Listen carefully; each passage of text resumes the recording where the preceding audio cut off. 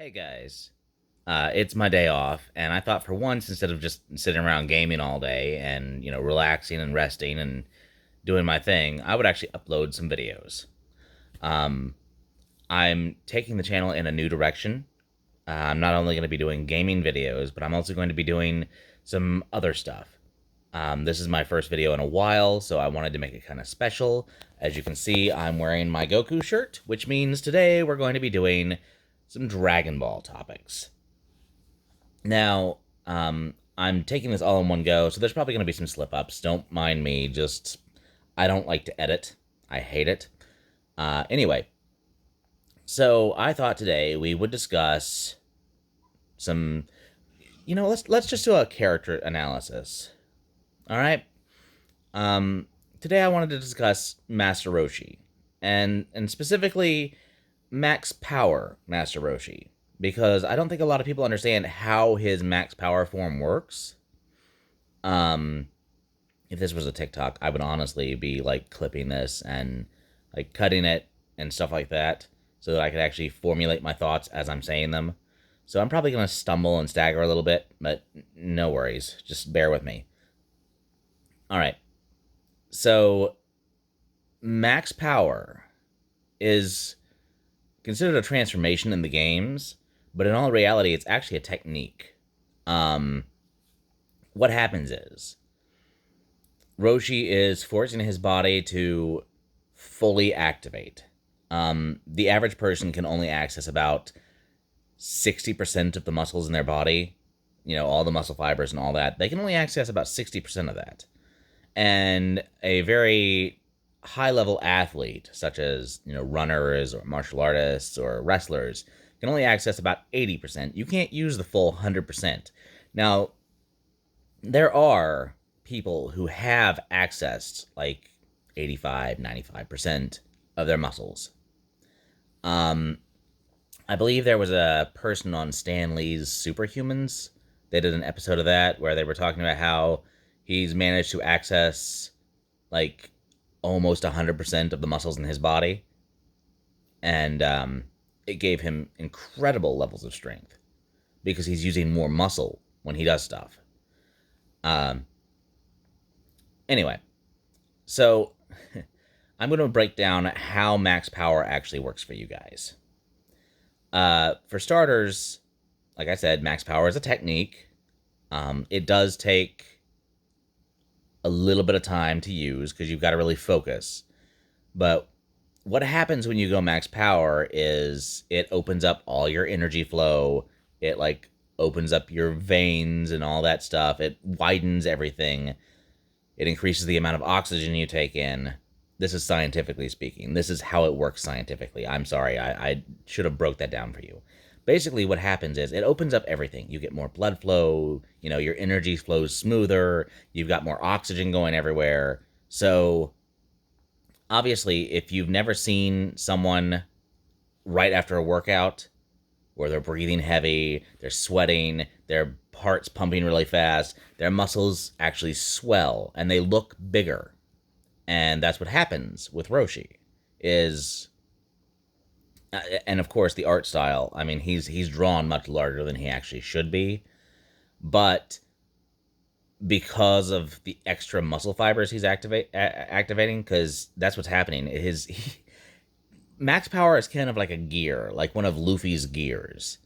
All he does is kick it from like first gear to second gear, like in a car. You're just engaging a higher, more gears, essentially.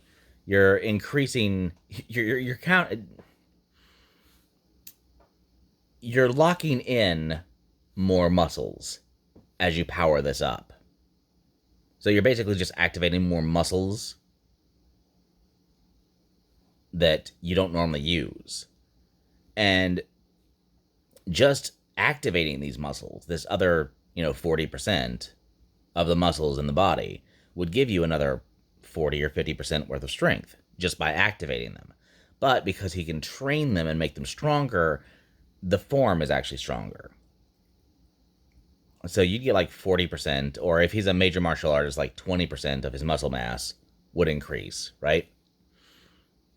But because he's trained this muscle, it actually becomes stronger. He's got more oxygen, he's got more blood flow, his, all of his everything is open, so like he can move the energy freely through his body a little easier, and it allows him to tap in and access more of that energy and more of that strength.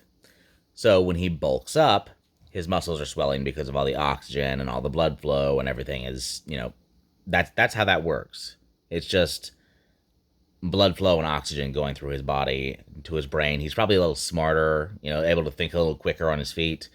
Um, it does slow him down heavily, but there's a good reason for that, because that excess bulk and having all those muscles active, if he hasn't worked them like he did in Super, he's much faster, but in the original Dragon Ball, he hadn't actually used this form a whole lot. So he hadn't engaged these muscles, and they were slowing him down because they're not quite as worked and not quite as useful, you know? But I'm going to say that max power increases Roshi's abilities by about 50%. So it's a 1.5 times multiplier, which is, not that much, but 50% for Roshi. That's if he was like, what? I think the manga, when Bulma read his power level, was like 200 or something like that. It's been a while since I've actually gone over it. I'm kind of doing this one on the fly. I'll be much better with Ox King in the next video, I promise. I don't know if I'll upload that today or not, but I will be better with Ox King. But I want to discuss specifically max power, because a lot of people are getting max power wrong. And that's one of the reasons why I wanted to do this video. In fact, if Masako wanted to do a video where Roshi actually taught his students how to use max power, I would be very pleased, because that would give them a leg up, and Yamcha probably wouldn't die to the Cybermen. But I digress. Where was I? I've lost my train of thought. I went off on a tangent and lost my train. Okay. Max power is a 1.5 times multiplier. It increases Roshi's power level by like 50%, which basically means if he was at 200, he'd be at like a power level of 300, because 200 doubled is 400. So if he was at like 100, he'd be at 150, right? So that's how the multiplier for that works. And 300 is, as we saw, Piccolo blew up the moon when he was training Gohan. So 300 is essentially enough to blow up the moon. I mean, it's a lot of power. I think the strongest man alive right now in our world, based on the power level calculator that I have, was like a power level of like 27, I think. I think it was like 27 point something. But he was at a power level of like 27. And I can't remember his name right now, but I will put it in the notes on the bottom of the video so you guys can see it. I will even, like, maybe if YouTube will let me, I'll even link you guys to his Wikipedia. But I'll tell you how to calculate power level according to the what I read was the official way. It's your height in inches, your weight in pounds, your age, and how much you can bench press in pounds. And you add those together and divide them by 50, and it should give you your power level. And the average human power level is between 5 and 8, and anybody who's relatively active will actually exceed the power level of 8.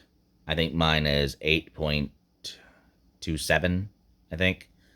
8.37, something like that. It's got a 7 at the end. Anyway, that's how max power works.